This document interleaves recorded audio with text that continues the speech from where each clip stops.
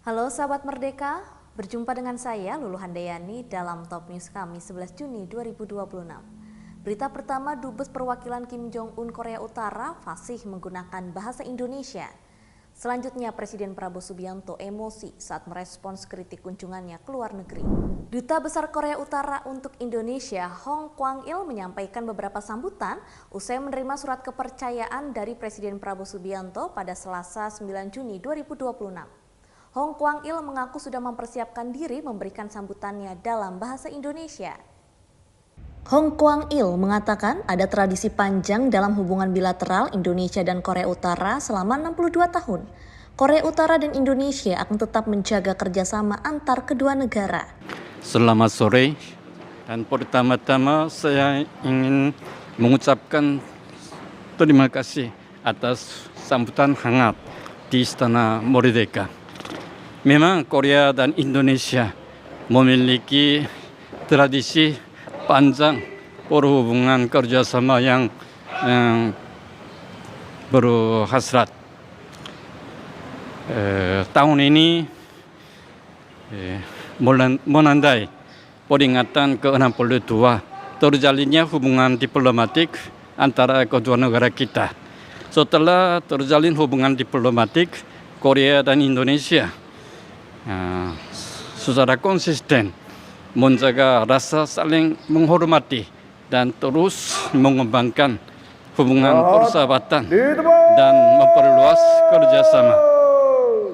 Rasa persahabatan tradisional berakar kuat di hati masyarakat Korea dan Indonesia. Dan saya sebagai duta besar luar biasa dan berkuasa penuh Republik Rakyat Demokratik Korea untuk Republik Indonesia akan berusaha untuk meningkatkan dan memperluas lagi hubungan persahabatan dan kerjasama antara kedua negara kita. Sekian, terima kasih banyak. Baik, terima kasih Yang Mulia atas waktunya dan semoga penugasan Anda di Indonesia berjalan dengan sukses. Terima kasih.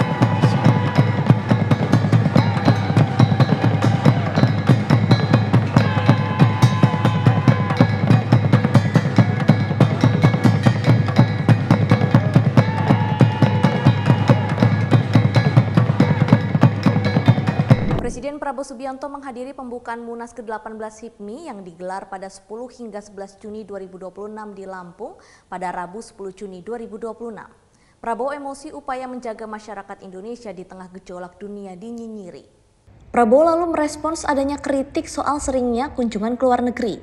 Namun yang bikin Prabowo heran saat Jokowi menjadi presiden dan jarang ke luar negeri. Hal itu juga dipermasalahkan dianggap tak peduli politik luar negeri. Saudara-saudara, noise selalu ada. Yang penting kita yakin garis kita di mana.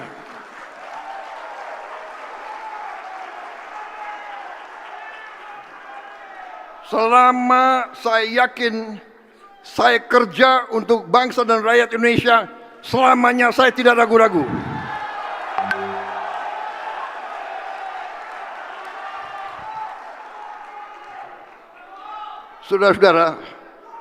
Saudara-saudara, kadang-kadang kita sebagai negara yang disukai oleh banyak negara. Indonesia sekarang disukai, Indonesia dicari, karena Indonesia dikenal tidak mau punya musuh. Nah, sekarang saya tanya kepada saudara, ya, karena ada yang sok lebih pintar dari segala-galanya. Sudah. Bayangkan saya sebagai Presiden Indonesia. Saya dipilih oleh rakyat untuk menjaga rakyat Indonesia. Sekarang, kalau ada negara superpower, ya katakanlah Presiden Trump, mengundang saya ke Amerika, berani saya nggak datang. Kalau Presiden Amerika Serikat ngundang Presiden Indonesia dan Presiden Indonesia yang hadir, coba aja. Jadi saudara-saudara, sudah Presiden Amerika undang, Presiden Rusia undang juga. Gue nongol di Washington, gue nggak nongol di Moskow. Nggak bisa, saudara-saudara. Habis itu diundang lagi oleh Presiden Xi Jinping. Ya gue hadir, boleh nggak? Diundang lagi oleh India. India 1,4 miliar orang.